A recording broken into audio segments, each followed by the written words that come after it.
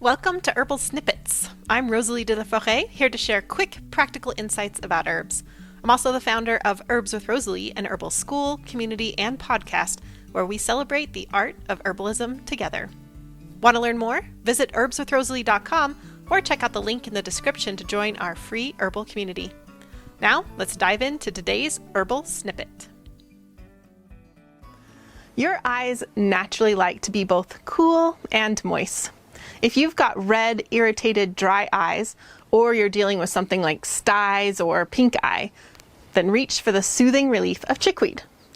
I recommend mashing up the fresh plant and then applying the juicy pulp to the closed eye.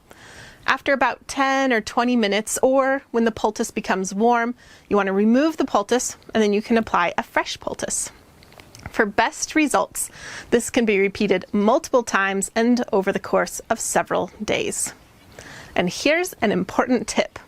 Only use one poultice per eye rather than switch poultice from eye to eye. Do you love herbs? Are you dreaming of becoming an herbalist? Join us at herbswithrosalee.com or click the link in the description to be a part of our vibrant herbal community. Let's keep the love for herbs growing. See you in the next snippet.